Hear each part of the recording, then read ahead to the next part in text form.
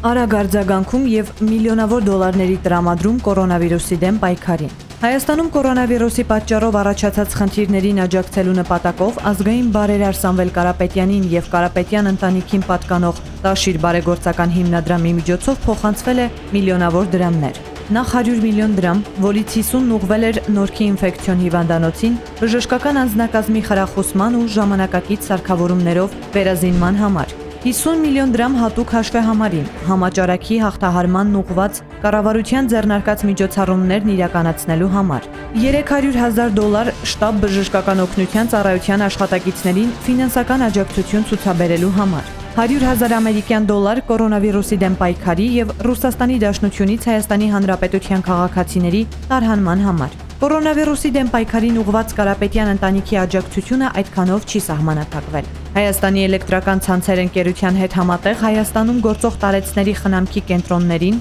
Էջմիածնի քաղաքապետարանին, Հայաստանի Հանրապետության պաշտպանության նախարարությանը տրամադրվել են համապատասխան ախտահանիչ միջոցներ եւ խնամքի պարագաներ։ Աջակցություն է տրամադրվել նաև գյուղական համայնքներին, սերմնացուի, պարարտանյութի ու անհրաժեշտ տեխնիկական միջոցների տեսքով։